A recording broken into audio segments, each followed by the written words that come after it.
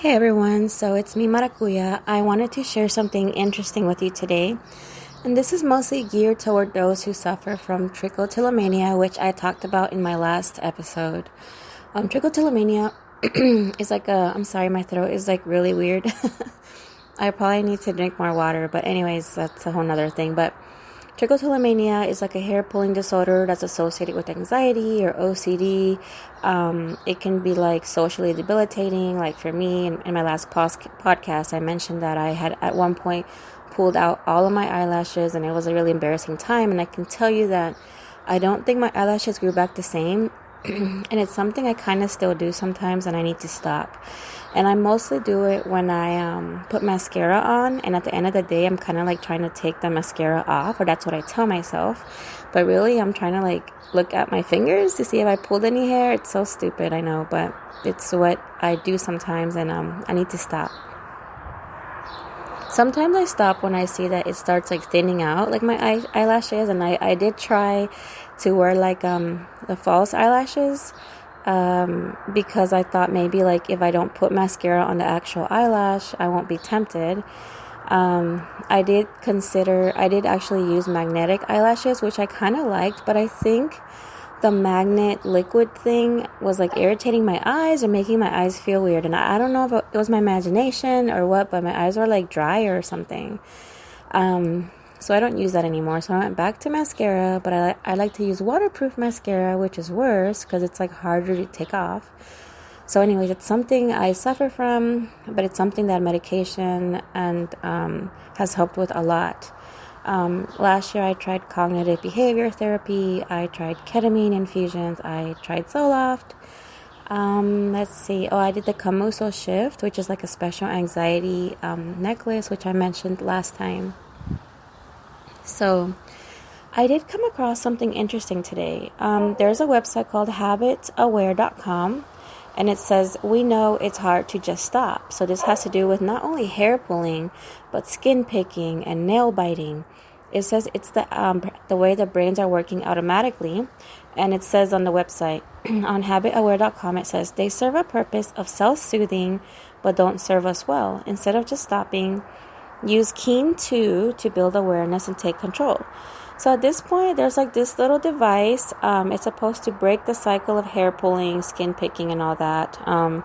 It looks like it had a research grant from the NIH in 2018, and also Time magazine in 2018 called it one of the best inventions. Also had another research grant of NSF in 2019 and 2020. So it's supposedly trusted by 10,000 plus customers or recommended by treatment professionals. So when I read some of these reviews, I'm going to read, what it says. Somebody wrote, this Keen bracelet has provided quick change and really positive results for my clients. Use of it has increased motivation to try different trichotillomania treatment interventions. And that was like a LCPC, like a doctor. Then there was another girl that says, after about 2 weeks, I was hardly pulling out any hair at all. I feel more confident. I was able to break free after a few weeks. So what it kind of looks, there's way more, but what it kind of looks like, it looks like a bracelet that kind of looks like a Fitbit watch, like one of the thinner ones, one of the earlier ones, or the cheaper ones, I guess. And it looks like it attaches to your app, an app on your phone. This is what it says. They said it's a holistic system that records. It uses the app to record your specific scanning motion onto Keen 2. Then it reminds you. Keen 2's gentle vibration shifts you from autopilot to aware. So I guess when it realizes that you're doing the habit, which is skin pulling or hair pulling or things like that, it vibrates to make you aware of what's happening. So instead of just stopping, Keen 2 coaches you to practice healthier coping strategies. So I actually haven't tried this, and it looks like right now there's early bird pricing. It's kind of expensive, actually. It's called Habit Reversal Training Bundle, and its original price is $229. The price they're selling it for right now is $189. You can put yourself on a wait list and pre-order. They're expecting delivery April 2021. This is what's included. The Everything in Awareness Training Bundle plus one 30-minute one-on-one live coaching session, which is a $50 value, 3 months premium habit reversal training app access, $36 value, and the Habit Aware Pause pouch and strategy book. And that's alongside with the actual Keen thing itself. But there's also other bundles. It looks like there's one that's $139. There's one that's $309. Okay, that one's like super expensive. But a lot of people say it's like a game changer, a life changer. It helps you break bad habits. So there's like habit reversal training, data tracking, data storage, data analysis, in-app journal, watch, step tracking, improved gesture detection, and real-time awareness. So I'm not sure what the difference between Keen and Keen 2 are, but Keen 2 seems to be like a premium upgrade that's enhanced with cloud storage, things like that. So what's interesting is the journaling aspect of Keen is kind of like what I was talking about earlier about being aware, kind of using like a devotional to write your journals and be aware of what you're doing and why you're doing it. So they do have an in-app journaling for self-monitoring, observing, and connecting your thoughts and feelings to your behavior. And that's actually kind of important because recently I joined Noom to try to lose weight. And actually I've lost about 15 pounds so far since February 23. So one of the things it was talking about was kind of like a cognitive behavioral technique, which is kind of like a way to change the way you feel about things, a way to change the way you see things, a way to change the way you automatically respond. Usually we automatically respond to something because it's natural to us, because that's how we were conditioned for whatever reason. It could be like childhood things, it can be like trauma, PTSD, things like that. So when we talk about cognitive behavioral therapy, what we're talking about is changing our mind, but it's kind of like homework. You have to actually work at it. You have to actually retrain the way you would train a dog, the way you would train like a cat to do tricks, which is really hard, the way you would train like a parakeet or whatever. You want to train your brain and you have to exercise it. You have to exercise it almost like a muscle. Like muscles, when you work out, what you're doing is tearing tissue and it repairs. You let it heal, you tear tissue, and it's kind of like the healing process is what makes it stronger. So in this case, the in-app journaling where you self-monitor, you observe, you connect your thoughts and feelings, is kind of like, go back to the Noom program, and you'll see why it's connected. At Noom, one of the psychology tricks they were talking about was thinking about rethinking how you think about food. And they're like, well, what's one of your favorite foods that you consider bad for you, or like a red food or bad food?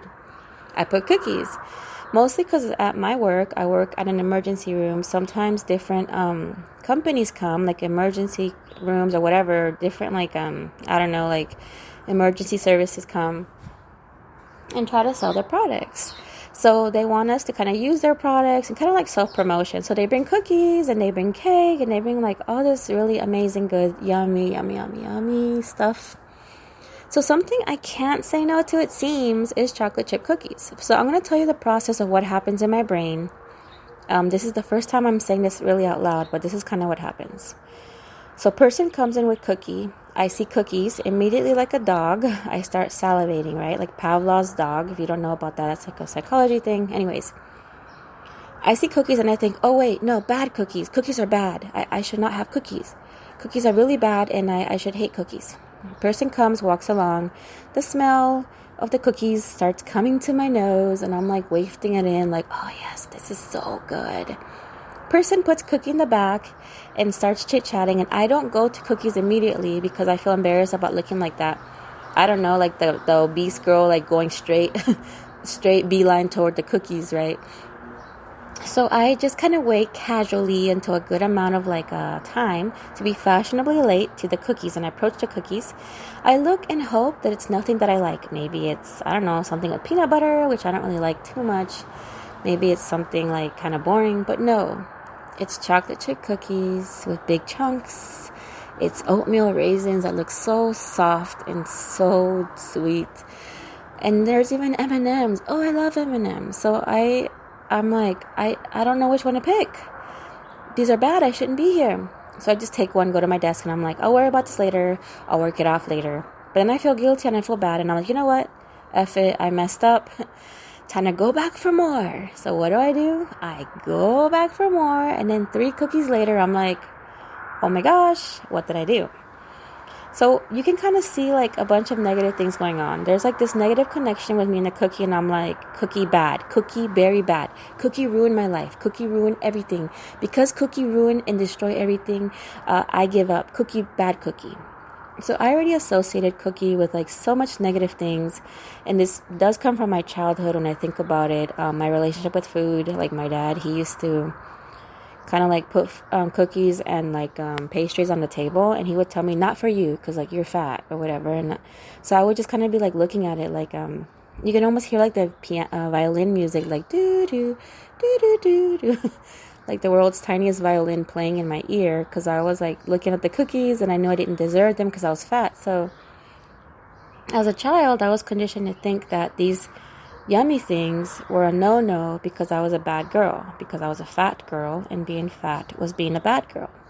So these are all like negative connections that I was already accustomed to, that were just part of my thinking process. So to change my thinking with this Noom program, I saw that I don't have to I can look at a cookie and be like, it's just a chocolate chip cookie, and it's not going to kill me, it's not going to destroy me, it's not going to ruin everything, and everything I can have in moderation. So the good thing about Noom is it doesn't restrict you from things like how keto does. Like, no, I don't know, what does keto say? Because I did try keto, and they're like, just a bunch of cheese and eggs and meat and no sugar, right? I don't know, I forgot. No bread, no carbs. So you're like constantly kind of thinking about that, and you know, you already put carbs like in a bad place. You have to only eat like a certain amount of carbs, and if you do, you're out of ketosis, and then your urine gets all messed up, and your ketones go out of whack, and you feel out of whack. I don't know, things like that. So with Noom, they're like, you can have that cookie, just have a good relationship with it. Be like, yeah, I can have a cookie. There's nothing wrong with it. It's not a bad cookie. It's just a cookie. So yes, it's not bad.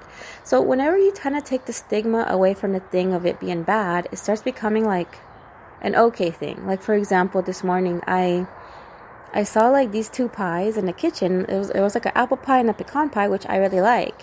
But at the store, I bought like cucumbers with that like Tajin sauce. I don't know if you know what Tajin is. It's kind of like it's not a sauce, it's like a special like kind of Mexican seasoning that's like sweet and sour or something. Or actually not sweet and sour, it's kind of like, I don't know, it's seasoned. It's good on vegetables and eggs, and I like it really a lot now. Anyways, so I bought some cucumbers, and I'm going to have some eggs and stuff like that. And I looked at the pies, and I'm like, I like pie, but I don't really need that pie right now, and I already have my stuff, but I didn't look at it and think bad pie. Immediately I did for like a second, then I'm like, wait, no, it's just pie, not a big deal. I already have something that's really sweet that I'm looking forward to. So slowly, I'm actually changing my thinking, reshaping my thoughts, but I have to do the homework. A lot of people, when they go to a cognitive behavioral therapist, they think that the cognitive behavioral therapist is going to change everything for them. No. They're going to guide you through the process of you working on yourself. It's kind of like working out. A personal trainer can tell you anything that you need to hear. Do these many squats, do these many push-ups, do these many sit-ups. But if you're just listening and not doing, then, sorry, I got distracted because my husband was like knocking on the window, so it's time to eat. So I actually have to eat. But anyways, I hope you enjoyed this podcast. God bless you. Have a great day. Bye, everyone.